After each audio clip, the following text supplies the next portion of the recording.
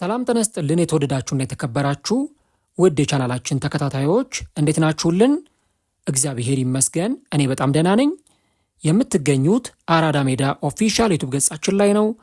ለቻናሉ አዲስ ከሆናችሁ የዩቲዩብ ገጹን ሰብስክራይብ በማድረግና የደወል ምልክቷን በመጫን የቻናላችን ቤተሰቦች እንድትሆኑ የአክብሮት ግብዣችን ነው። እንዲሁም ደግሞ ዩቲዩብ ፕሮግራሙን ለበርካታ ተመልካቾች እንዲያደርሰው ቪዲዮን ስትጀምሩ ላይክ እያደረጋችሁ መጀመራችሁን አስታውሱ። የአራዳ ሜዳ ኮሜንታተር ተስፋወርቅ ልዑልሰገድ አብሬያችሁ ቆይታ አድርጋለሁ። ፈጣሪ ፈቅዶ ዳግም ተገናኘን። በዚህኛው የፕሮግራማችን ክፍል ደግሞ ማርቲን ኦዴጋርድንና መጪዎቹን የአርሰናልን ጨዋታዎች የምንመለከታቸው ይሆናል ማለት ነው። እንግዲህ አሁን የኢንተርናሽናል ብሬክ ጨዋታዎች ተጠናቀው አሁን ደግሞ የክለብ ጨዋታዎች የሚመለሱ ይሆናል። ከ2 ሳምንታት ረፍት በኋላ የቻምፒየንስ ሊግ የፕሪሚየር ሊግ ጨዋታዎች ይቀጥላሉ።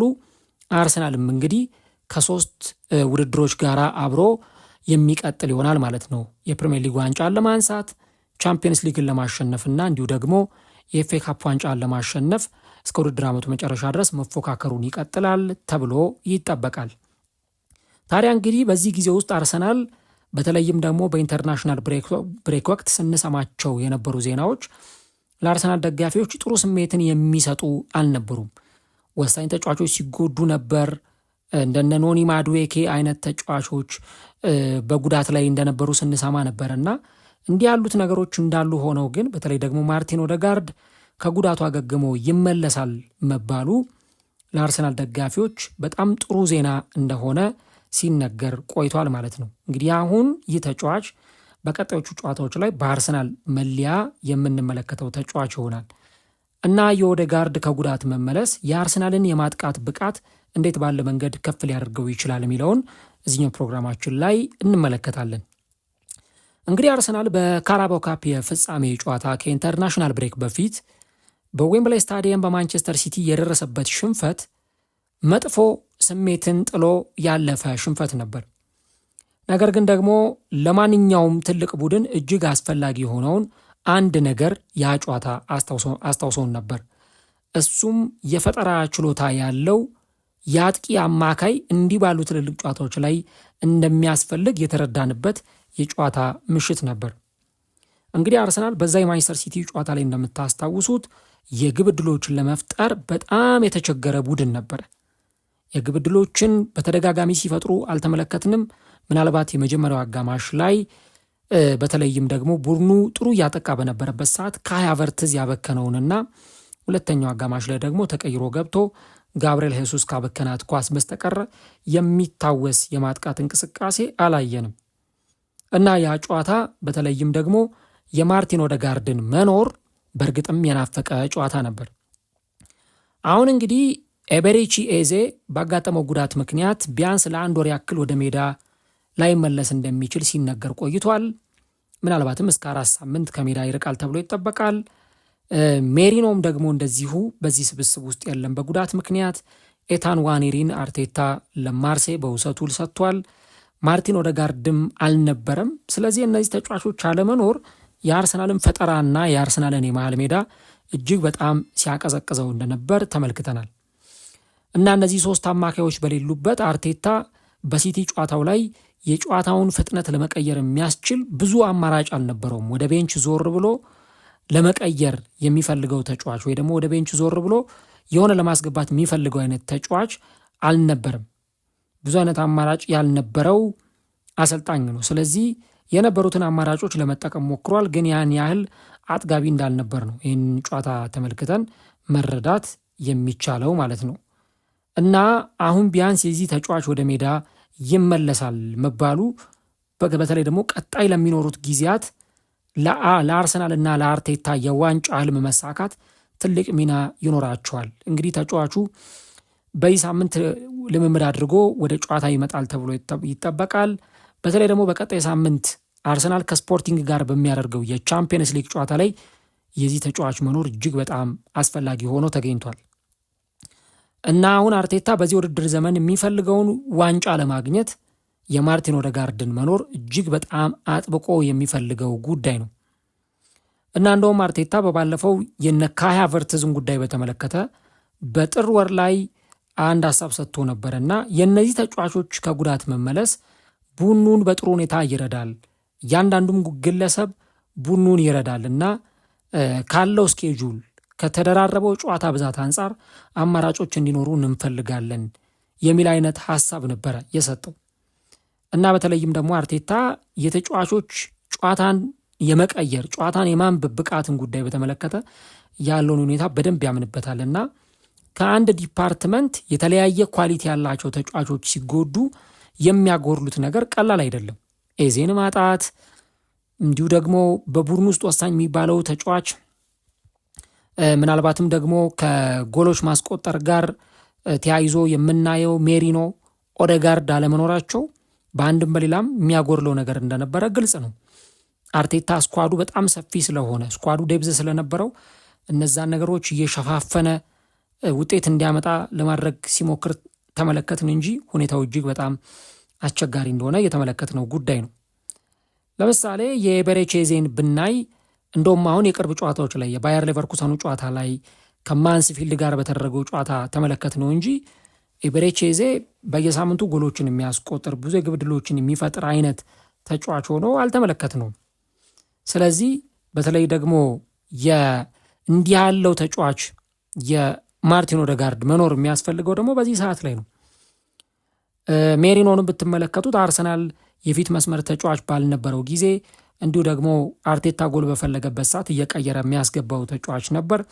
ነገር ግን ደግሞ ሁኔታዎቹ በዚህ ተጫዋችን በኩል ጉዳት መኖሩ ነገሩን የበለጠ አስቸጋሪ አድርጎታል። እነ ዙቢሜንዲ፣ ዴክላን ራይስ የብሔራዊ ቡድናቸውን ስብስብ ትተው ወደ አርሰናል የተመለሱ ተጫዋቾች ናቸው። እንግዲህ አሁን የኦዴጋርድ የጨዋታ አቀጣጣይነትን ጉዳይ በተመለከተ የቅርብ ዓመታቱን ብናነሳ ማርቲን ኦዴጋርድ በተለይም ደግሞ ፐርፎርማንሱ በተወሰነ መንገድ ዝቅ ብሎ ተመልክተናል። አሁንም ግን በውድድር ዘመኑ በተለያዩ ጊዜያት ለአርሰናል ወሳኝ የሆኑ የግብ አስተዋጽኦችን አድርጓል። ያውም ዘንድሮ 3 ጊዜ ነው የተጎዳው። 2 ጊዜ የትከሻ ጉዳት፣ 1 ጊዜ ደግሞ የእግር ጉዳት አጋጥሞታል። በተለይ ኦዴጋርድ ምርጡን ኦዴጋርድ እያሳየን በነበረበት ሰዓት ላይ ነው ጉዳት ያጋጠመውና ለበርካታ ወራት ከሜዳ ሲርቅ የተመለከት ነው። ዘንድሮ ብራይተን ላይ በፕሪሚየር ሊጉ ጎል ሲያስቆጥር አይተናል። ከቶተናም ጋር በተደረገው ጨዋታ ላይ ተቀይሮ ገብቶ ለቪክተር ዮኬሬስ አሲስት ሲያደርግለትም የተመለከትንበት አጋጣሚ እንደነበር ማስታወስ ይቻላል። እና አሁን ኦዴጋርድ በተለይም በዚህኛው ሲዝን ደግሞ የጀመረበት አጀማመር አርሰናል የበለጠ ተጫዋቹን እንዲናፍቅ አድርጎታል ማለት ነው። እና አርሰናል ከዚህ በኋላ ዋንጫ ለማንሳት በሚያደርገው እንቅስቃሴ ውስጥ የዚህ ተጫዋች ደግሞ ወደ ሜዳ መመለስ እጅግ በጣም አስፈላጊ ነው። አርሰናል በጥር ወር ከሜዳ ውጪ ሊድስ ዩናይትድን 4-0 በሆነ ውጤት ያሸነፈበትን ጨዋታ ማስታወስ ይቻላል። በዛ ጨዋታ ላይ ከቪክተር ዮኬሬስ ጀርባ የተሰለፈው ካይ ሃቨርትዝ በመጀመሪያው አጋማሽ ይበልጥ አካላዊ ጉልበት ላይ ያተኮረ አቀራረብ የነበረው አጫወትን ሲጫወት አይተናል። በመቀጠል ደግሞ ኦዴጋርድ ከጋብርኤል ሄሱስ ጋር በመግባት ጨዋታውን ይበልጥ ጥበባዊ በማድረግ የበለጠ ጨዋታውን በማቀጣጠል ያንን ጨዋታ አርሰናል ተጨማሪ ጎሎችን አስቆጥሮ እንዲያሸንፍ ትልቅ አስተዋጽኦን አድርገዋል። እና የአርሰናል አምበል ማርቲን ኦዴጋርድ እንግዲህ በአርሰናል ውስጥ ከሚገኙ 24 ተጫዋቾች መካከል 1076 ደቂቃዎች ላይ ተሰልፎ በመጫወት 13ኛ ደረጃ ላይ ተቀምጧል። ከዚህም በተጨማሪ ደግሞ 5 አሲስቶችን በማድረግ ደግሞ እንደዚሁ በደረጃ ሰንጠረዡ ላይ ብዙ አሲስት ካደረጉና ደረጃ ሰንጠረዡ ላይ ካሉ ተጫዋቾች ተርታም የተመደበ ተጫዋች ነው። እንግዲህ ለምሳሌ ኤቤሬቺዜ ከኦዴጋርድ የበለጠ ደቂቃን ተጫውቷል። 1419 ደቂቃዎችን ተጫውቷል። ሜሪኖ ደግሞ 1007 ደቂቃዎች ላይ የተጫወቱ ተጫዋቾች ናቸው።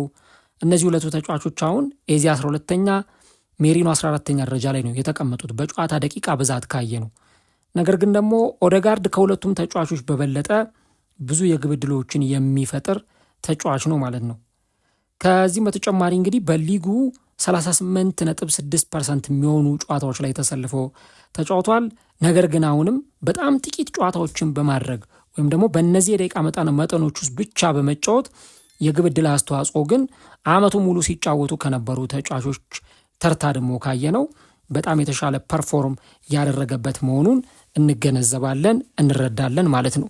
እና ይህንን ነገር ወደ 90 ደቂቃ ደግሞ ዝቅ ስናደርገው ተጫዋቹ 0.42 አሲስት በአንድ ጨዋታ የሚያደርግ እንዲሁ ደግሞ የግብ ዕድሎችን ደግሞ በመፍጠር 2.5 የግብ ዕድሎችን በአንድ ጨዋታ የሚፈጥር በኦፕን ፕሌይ ወይ ደግሞ በክፍት ጨዋታ ሴት ፒሶችን የማዕዘን ምቶችን አይጨምርም 2.34 አሲስቶችን የሚያደርግ እንዲሁ ደግሞ ወደ ፋይናል ሰርድ ወይም ወደ ሶስተኛው ማጥቃት ክፍል 8.1 ኳሶችን በማቀበል እነዚህን ቁጥሮች ያስመዘገበ ተጫዋች ነው ማለት ነው እና በዚህ ዓመት እንግዲህ እስካሁን ድረስ 30 የግብ ዕድሎችን ፈጥሯል። በ90 ደቂቃ 2.5 ዕድሎችን ይፈጥራል እንደማለት ነው። 5 አሲስቶች አድርጓል። እንዲሁ ደግሞ 2.9 ኤክስፔክትድ አሲስት ያደረገ ተጫዋች ነው ማለት ነው እና ፐርፎርማንሱ ትልቅ ነው አይደለም የሚል ክርክር እየተነሳ ባለበት ተጫዋቹ ብዙ ጨዋታዎችን አላደረገም እያልን በምንገኝበት ጊዜ ነው ይህ ተጫዋች እንግዲህ ሜዳ ላይ እንዲህ ያለውን ቁጥር እያስመዘገበ የሚገኘው። ለምሳሌ የመጀመሪያውን አሲስት ካስታወሳችሁ አርሰናል ከኒውካስል ጋር ባደረገው ጨዋታ ላይ እዛ ጨዋታ ላይ በተለይም ደግሞ አርሰናል በጣም ተቸግሮ ነው ጌሙን 2-1 በሆነ ውጤት ያሸነፈው። የመጀመሪያውን ጎል ያስቆጠረው ሜሪኖ ነበረ። ከዛ በኋላ ደግሞ እንደገና ማጋሌሽ ሁለተኛውን ጎል ማስቆጠር ችሏል እና በዛ ጨዋታ ላይ አሲስት አድርጎ አርሰናል ጨዋታውን እንዲያሸንፍ ትልቅ አስተዋጽኦን ያበረከተ ተጫዋች ነው ማለት ነው። ከዚህ በተጨማሪ ደግሞ ብዙ ጨዋታዎች ላይ ተጫዋቹ ሲሰለፍ የምናየው ወይም የተመለከትነው ተጫዋች አይደለም። ከቦርንመዝ ጋር በተደረገው ጨዋታ ላይ እንደዚሁ ይህንን ተጫዋች እናስታውሳለን።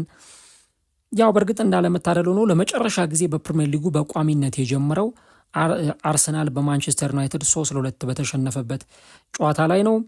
ነገር ግን ደግሞ ቦርንመዝን 3-2 ባሸነፉበት ጨዋታ ላይ እንደዚሁ ምርጥ ፐርፎርማንስን ማሳየት የቻለ ተጫዋች መሆኑን አይተናል እና በተለይ ደግሞ አሁን ካሉት ነገሮች አኳያ ስንመለከተው የዚህ ተጫዋች ወደ ሜዳ መምጣት ለአርሰናል እጅግ በጣም አስፈላጊና ጠቃሚ እንደሆነ ያለ ጥርጥር መናገር ይቻላል ማለት ነው።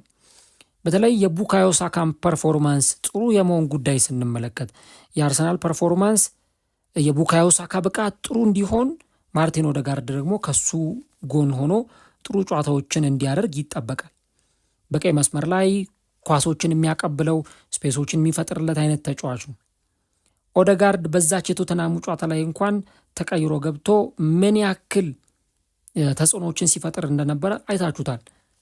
ዩኬሬስ ላስቆጠራት ጎል አሲስት ከማድረግ ጀምሮ በጣም ጥሩ ፐርፎርማንስ ያሳየ ተጫዋች ነበርና ኦዴጋርድ በተለይም ደግሞ ከጉዳቱ ያገግም በጤነኝነት ደግሞ ሜዳ ላይ ፐርፎርም ያድርግ ይጫወት እንጂ ለአርሰናል እጅግ በጣም ጠቀሜታው የጎላ ተጫዋች መሆኑን ተደጋጋሚ ጨዋታዎች ላይ ስንመለከት ቆይተናል ማለት ነው። በእርግጥ ለአርሰናል ደጋፊዎች ጥሩ ስሜትን የሚሰጥ አይደለም። ምክንያቱም የውድድር ዘመኑ የተቆራረጠ ነው ማለት ይቻላል። የሆነ ጨዋታ ላይ ይሰለፋል፣ ከዛ ደግሞ ይጎዳል እና ደግሞ በርካታ ጨዋታዎች ዘንድሮ አምልጠውታል እና የቁልፍ ተጫዋቾች መጎዳት ደግሞ ብዙውን ጊዜ በተመሳሳይ ቦታ ላይ ያሉ ተጫዋቾችም የሚጎዱ ከሆነ ደግሞ የበለጠ ነገሩን ከባድ ያደርገዋል። ዘንድሮ መሃል ሜዳ ላይ ዴክላን ራይስ፣ ሜሪኖ፣ ኤዜ አይነት ተጫዋቾች ሲጎዱ እንደነበር ተመልክተናል።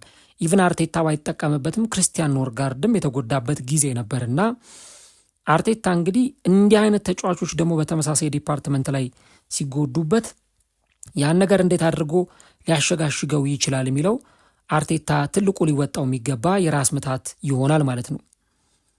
እንግዲህ አሁን ማርቲን ዙቢሜንዲና ዴክላን ራይስ ሁለቱ ተጫዋቾች ያለ እረፍት ነው ሲጫወቱ የነበሩት። ለምሳሌ የማርቲን ዙቢሜንዲ የምንመለከት 31 የፕሪሚየር ሊግ ጨዋታዎች ላይ ተሰልፎ ተጫውቷል እና ኦልሞስት 93% የሆኑትን የአርሰናል ጨዋታዎች በዚህ ዓመት ሲያደርግ ነበረ። በቋሚነት ያልተሰለፈበት ብቸኛው ጨዋታ ከዌስትሃም ጋር ሲጫወቱ ነበረና የተጎዳውን ኦዴጋርድን ቀይሮ በመግባት ደግሞ ሲጫወትም ተመልክተነዋል ማለት ነው። እንግዲህ አርሰናል አሁን ከዚህ በኋላ የሚጠብቀው ረጅም ጉዞ አለ። ቻምፒየንስ ሊግ እስከ ፍጻሜ መድረስ፣ ኤፍኤ ካፕ እስከ ፍጻሜ መድረስ፣ ፕሪሚየር ሊጉን ማሸነፍ ከአርሰናል የሚጠበቀው ጉዳይ ነውና አርሰናል እንግዲህ በተለይም ከዚህ በኋላ ቻምፒየንስ ሊግ እስከ ፍጻሜ ቢደርስ፣ ኤፍኤ ካፕ እስከ ፍጻሜ ቢደርስ፣ ፕሪሚየር ሊግ ቀሪ 7 ጨዋታዎችን ቢያደርግ ከ10 እስከ 15 የሚጠጉ ጨዋታዎችን ያደርጋል ተብሎ ይጠበቃል። በአቬሬጅ ማለት ነው። በአቬሬጅ እስከ 10 የሚደርሱ ጨዋታዎችን ሊያደርግ ይችላል። ስለዚህ እነዚህ ደግሞ የተጫዋቾች ጉዳቶች አርሰናልን ወደሚፈልገው ነገር እንዳይደርስ እንቅፋት የመሆን እድላቸውን በጣም ሰፊ ነው። ስለዚህ ማርቲን ኦዴጋርድ ደግሞ በተለይም በወሳኝ ሰዓት ላይ መመለሱ፣ አሁን ኤዜ በሌለበት ሰዓት፣ እነ ሜሪኖ በሌሉበት ሰዓት ወደ ሜዳ መመለሱ ለአርሰናል በጣም ትልቅ ግልጋሎት የሚሰጥበት ነውና ያንን ነው እንግዲህ ማንሳት የሚቻለው። ለማንኛውም ግን ኦዴጋርድ ከጉዳቱ አገግሞ ወደ ሜዳ ተመልሷል። እንግዲህ መቼ ልምምድ ያከናውናል? የዚህ ሳምንት ልምምዶች ላይ ተጫዋቹን እናየዋለን ወይ? አርቴታስ ደግሞ ይህን ተጫዋች በቋሚ ተሰላፊነት እንዲያገኝ ተጫዋቹ ፊትነሱን ጠብቆ ይመለሳሉ የሚለውን እንግዲህ አብረን የምንመለከተው ይሆናል። ነገር ግን አሁንም ጥቂት ጨዋታዎችን አከናውነው ከኔዜ በላይ በጣም ጥሩ ቁጥር ያለው ተጫዋች በመሆኑ ምክንያት አርሰናልን በእነዚህ ነገሮች ተጫዋቹ ይጠቅማል ተብሎ ይጠበቃል። እንግዲህ በዚህ ሲዝን ደግሞ አርቴታ ኦዴጋርድን በየትኛው ጨዋታ ላይ ያሰልፈዋል? እሱን እንግዲህ ቀጣዩ ጨዋታዎች ለዚህ ምላሽ የሚሰጡን ይሆናል ማለት ነው።